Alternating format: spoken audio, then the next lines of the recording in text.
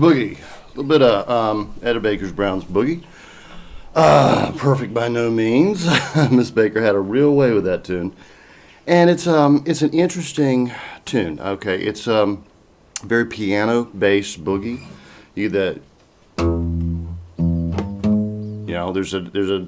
It's a different rhythm than most guitar-based boogies. Obviously, though, very influenced by Arthur Guitar Boogie Smith, another one of North Carolina's greatest musicians. He was on the radio for, I don't even know, like 30 years in Charlotte, and on television for probably 50 years. I mean, truly one of the most influential musicians of all time.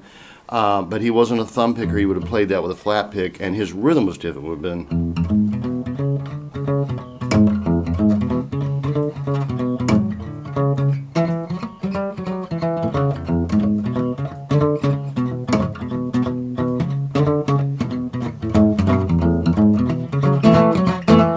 All right, and but you can see where she goes. He had a little riffy do go.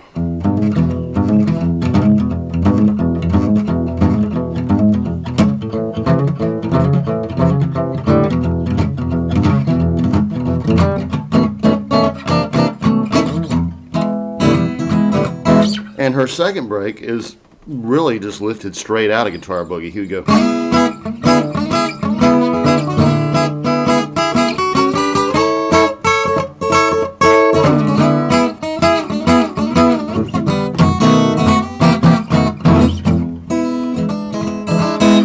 Difficult without a pick, but yeah, but then it is different. It's a different rhythm, and I don't want you to confuse the two, even though they are very similar. Because if you get one in your head, you're not going to be able to play the other. So let's start with this. She actually starts just on a chord, and then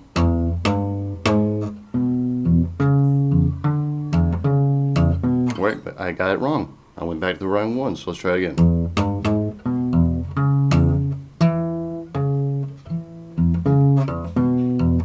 Every time you're hitting the sixth string, and that's what gives it sort of that piano feel. Left hand, right hand, left hand, right hand. Or actually, they'd be doing that with like that. But anyway.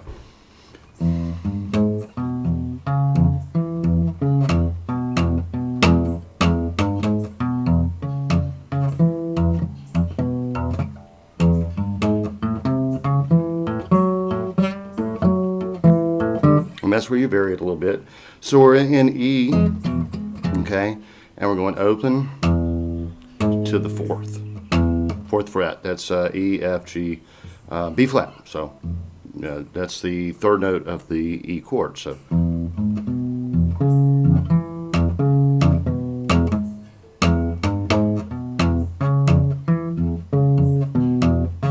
now we're going to go to the A, which would be here.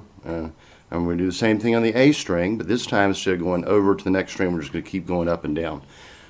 That's really what gives character to the song.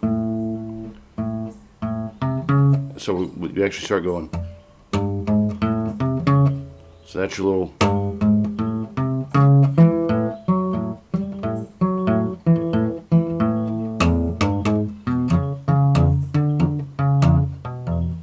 And see, that time you just imitate exactly what you did on the A on the E. So you go to the 5th fret and then back down. So.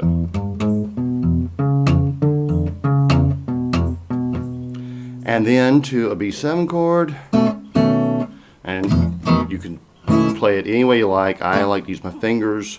She would normally do like one finger up and then slide that to a C7. So from B7, slide up 1 fret.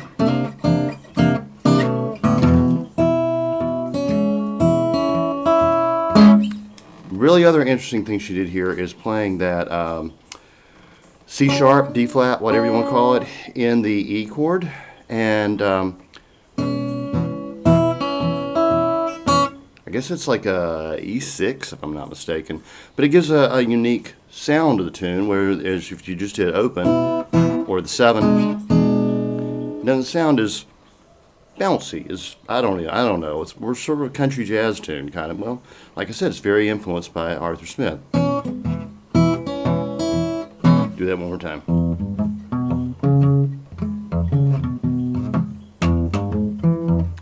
I totally screwed that up.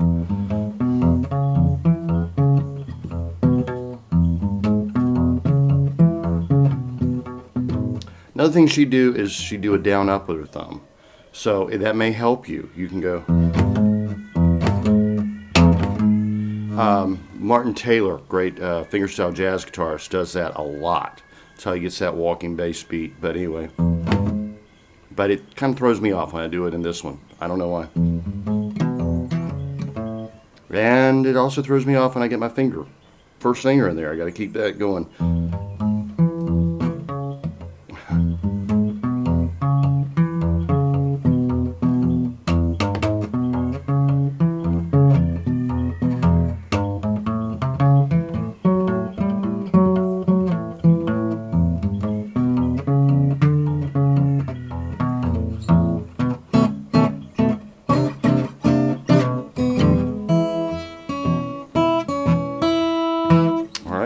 Very simple, but the movements you're doing with your left hand are totally simple. It's the rhythm you got to get right, and you're just going to have to practice it.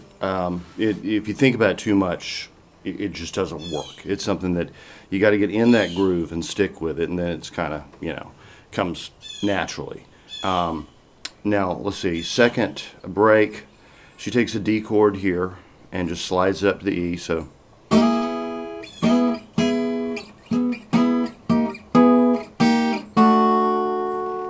Super simple, and like I said, Arthur Smith did something very simple.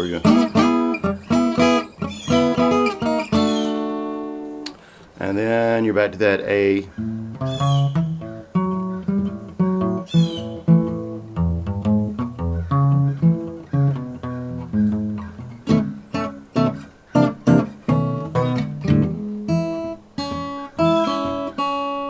So very simple. The next is just doing some hammer-ons and pull-offs, and then that really unique little thing she did in the middle. But anyway, we go.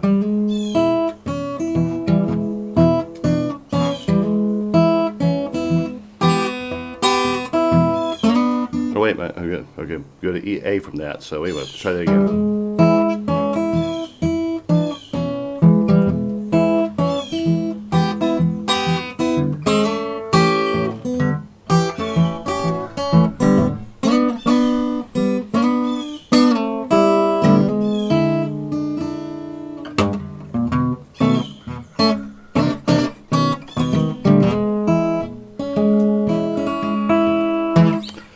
Actually super easy. Sounds a lot more difficult than it is. We're just going to hammer on the E.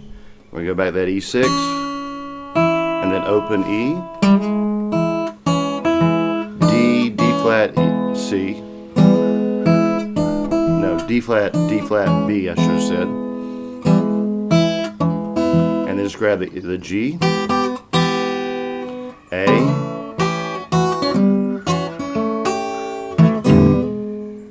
alright, and then the unique thing, it's just two strings.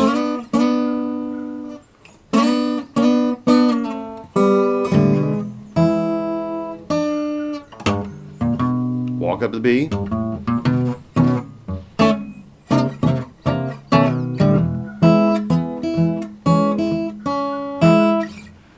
That's it.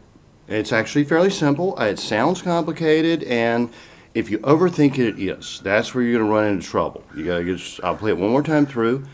Probably about, maybe not full speed so you can see what I'm doing, but a little bit more in time, and see if I can keep that rhythm right.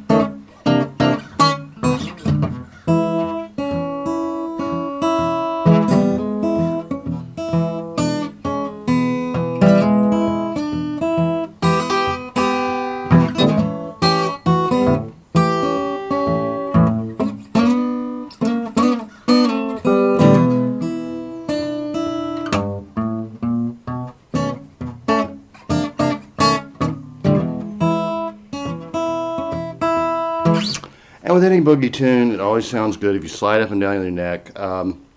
Miss Baker usually would hang her thumb over, and she did a lot of stuff like that. But anyway, you can always throw a lot of little flourishes in there. Arthur Guitar Boogie Smith, man, he had so many versions of the song.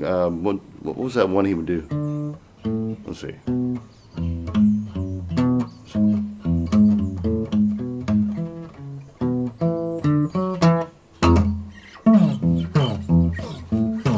He did that kind of stuff. That's actually just that's actually a little exercise from a Mel Bay book. I guess that's where we picked that up from. I was flipping through an old Mel Bay guitar book one day, and I saw this thing and went.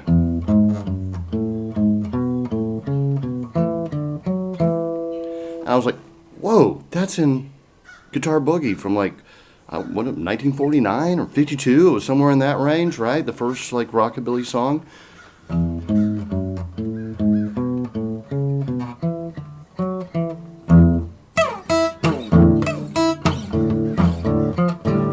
I mean, he did all that kind of stuff, Crazy. I mean, he was so good. Yeah. Anyway, you could throw any of that in there. You could fancy it up any way you like. You can keep it more on the bluesy side, more on the jazz side, more on the rockabilly side, because these songs are all of a piece. They're a genre. Boogie is actually a genre, a lot of which was recorded in the 1940s at Capitol Studios. It really grew out of Western swing. And then, of course, there was the pop version. Cow Cow Boogie would be an excellent example. Ella Mae Morse, oh my gosh, if you want to hear a phenomenal singer. She was only like 16, and she was like, I'm telling you, she was like the white Lena Horne or something. Sultry, sexy, crazy. Actually, I mean, and with that band, look up Ella Mae Morse. You owe that to yourself. And I mean, you just be amazed. I mean, she was just a teenager, and she was just like belting out the blues like nobody's business in front of, I think it was Freddie Slack's band. I mean, one of the greatest, really bluesy boogie swing bands of all time. Yeah, definitely check that one out. All right, I'm going to see if I can do a mandolin version of this one, so look for that video if you're interested in the mandolin. And remember, y'all, if you got any questions, just email me.